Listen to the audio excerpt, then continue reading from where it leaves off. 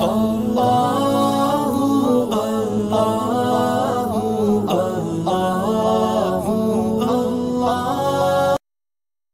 اللہ الرحمن الرحیم۔ اخلاص کیا ہے؟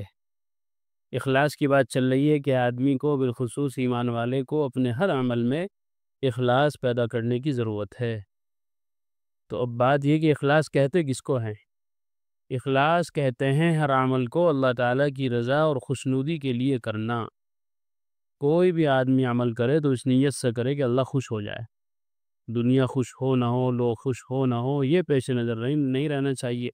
اللہ کی رضا پیش نظر رہنی چاہیے کہ میں نے یہ کام اللہ کی رضا کے لیے کیا ہے۔ عمل بذات خود نہ چھوٹا ہوتا ہے نہ بڑا، بلکہ حسن نیت ایک چھوٹے سے عمل کو بہت بڑا بنا دیتی ہے۔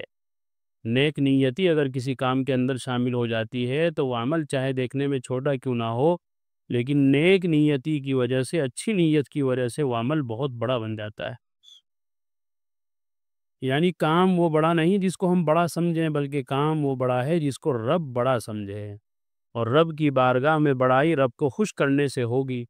آپ صلی اللہ علیہ وسلم نے ارشاد فرمایا، من مسح رأس یتیم لم یمسحہ الا للہ کانت لہ بکل شعرۃ مرت علیہ یدہ حسنات ومن احسن الی یتیمۃ او یتیم عندہ کنت انا وہو فی الجنۃ کہاتین۔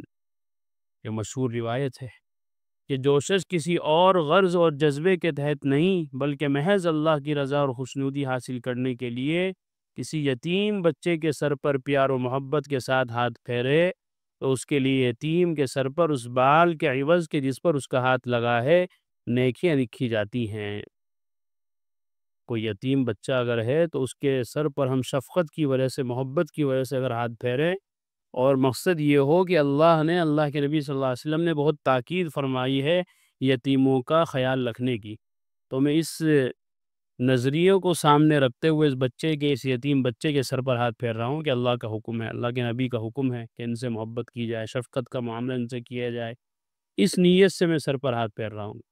تو جتنے بال اس کے ہاتھ کے نیچے آئیں گے یا جتنے بالوں پر اس کا ہاتھ پھرے گا، اتنے بالوں کے عوض اللہ تعالیٰ اس کے لیے نیکیاں لکھ دیں گے۔ جو شخص اس یتیم لڑکے یتیم لڑکی کے ساتھ جو اس کی پرورش و تربیت میں ہو اچھا سلوک کرے تو وہ شخص جنت میں اس طرح ہوں گے، اور وہ یہ کہہ کر آپ صلی اللہ علیہ وسلم نے اپنی دونوں انگلیوں کو ملایا، یعنی شہادت اور 20 کی انگلیوں کو ملا کر دکھایا کہ جس طرح یہ دونوں انگلیاں ایک دوسرے کے قریب ہیں، اسی طرح میں اور وہ شخص جنت میں ایک دوسرے کے قریب ہیں۔ دو انگلیاں، شہادت کی انگلی یہ اور 20 کی انگلی، دونوں کو ملا کے آپ نے بتایا جیسے قریب قریب یہ دونوں انگلیاں ہیں، میں اور وہ شخص جو یتیموں کا خیال رکھنے والا ہے دونوں جنت میں اتنے قریب ہوں گے۔ تو یہ بھی اخلاص ہے کہ اللہ کی رضا کو سامنے رکھتے ہوئے یہ کام کیا، اللہ کا حکم سمجھ کر یہ کام کیا، اس پہ اتنا بڑا اجر ملے گا کہ نبی اکرم صلی اللہ علیہ وسلم نے ارشاد فرمایا کہ میں اور وہ جنت میں دونوں قریب قریب ہوں گے۔ لہٰذا ہر کام کی بنیاد اخلاص ہونی چاہیے۔ حضرات سلف کی مقبولیت کا راز ان کی زندگی میں اخلاص تھا۔ ہم سے پہلے جتنے بھی اکابر اہل اللہ علماء مشائخ گزرے ہیں، ان کی زندگیوں کے جو بہترین اور روشن کارنامے آج تک پڑھے پڑھائے جاتے ہیں، ہم سنتے سناتے ہیں، اور ان کی زندگی کے ان کے کارناموں کے چرچے لوگوں کے دل و دماغ میں بیٹھے ہوئے ہیں، کس وجہ سے؟ اخلاص کی برکت، کہ ان کے ہر عمل کے اندر اعلیٰ درجے کا اخلاص ہوتا تھا۔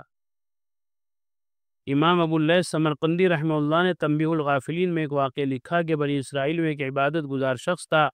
ایک وقت اچانک نہایت قحط سالی آئی، لوگوں کے پاس کھانے پینے کے لیے کچھ نہ رہا، تو صحابیت کا ایک راستے پر گزرتے ہوئے ان کی نگاہ ایک پہاڑی پر پڑی۔ انہوں نے دل میں نیت کی کہ یا اللہ اگر تم مجھے اتنا آٹا دے دے کہ جتنا یہ پہاڑ ہے تو میں اتنا آٹا تیرے راستے میں خرچ کر دوں گا اور بنی اسرائیل کے بھوکوں کو سیر کروں گا۔ ایک نیت اور ایک ارادہ دل میں آیا۔ اللہ تبارک و تعالیٰ نے وقت کے پیغمبر کی طرف وحی بھیجی کہ اس شخص کو بتا دو ہم نے اسے اتنا اجر دے دیا جتنا اگر کوئی پہاڑ کے برابر اللہ کے راستے میں خرچ کرتا، ہم نے نیک نیتی پر ان کو یہ عطا کر دیا۔ حالانکہ اس نے عمل نہیں کیا لیکن نیت کر لی عمل کی۔ نیت چونکہ آدمی کے بس میں ہے کرنا، کوئی بھی آدمی نیت کر سکتا ہے، ارادہ کر سکتا ہے، وہ عمل انجام دیا جائے یا نہ دیا جائے وہ بعد کی بات ہے، لیکن نیت تو اور آدمی کر ہی سکتا ہے۔ اس بات کی کہ میں رات کو تہجد پڑھوں گا، نیت کر سکتے ہیں آرام سے۔ کل کو روزہ رکھوں گا، نیت کر لی، میں اتنے پیسے اللہ کے راستے میں خرچ کروں گا، نیت کر لی ابھی سے۔ اب وہ کرے گا نہیں کرے گا وہ بات کی بات ہے، لیکن ابھی جو نیت کر لی اس نے، اس پر اللہ تعالیٰ اگر اس نے اخلاص کے ساتھ نیت کی ہے تو وہ عمل چاہے کرے نہ کرے، اس عمل کا پورا اجر اللہ تعالیٰ محض نیت کی وجہ سے دے دیتے ہیں، جیسا کہ اس بنی اسرائیل کے عابد آدمی کو دے دیا۔ تو معلوم ہوا کہ اخلاص ایک بہت بڑی نعمت ہے۔ اس بندے نے اخلاص کے ساتھ اللہ سے یہ مانگا تھا کہ میں اپنے لیے نہیں مانگ رہا ہوں، بلکہ جو بھوکے پیاسے قحط سالی میں پریشان لوگ ہیں، میں ان کے لیے یہ تمنا کر رہا ہوں، یہ ارادہ ظاہر کر رہا ہوں کہ اگر یہ پہاڑ آٹے کا بنا دیا جائے تو سارا آٹا میں ان غریبوں میں تقسیم کر دی، اپنے لیے نہیں مانگا۔ تو معلوم ہوا کہ اخلاص ایک بہت بڑی نعمت ہے، اس لیے انسان جو کام کرے مقصود اللہ کی رضا ہو، اللہ تبارک و تعالیٰ اس کے ذریعے دنیا اور آخرت میں عزت عطا فرماتا ہے۔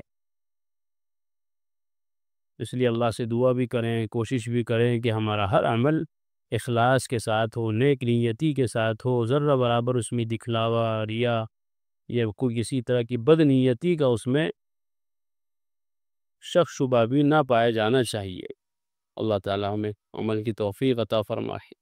وآخر دعوانا الحمدللہ۔ قرآن کریم میں اللہ تعالیٰ فرماتے ہیں الا بذکر اللہ تطمئن القلوب، کہ سن لو، اچھے سے سمجھ لو، اللہ تعالیٰ کے ذکر ہی سے دلوں کو اطمینان نصیب ہوتا ہے۔ یعنی اللہ تعالیٰ کے جو انعامات و احسانات و اس کی نوازشیں ہم پر ہیں، اگر ہم ان کو یاد کریں گے تو ہمارے بے قرار دل کو قرار آ جائے گا، سکون مل جائے گا۔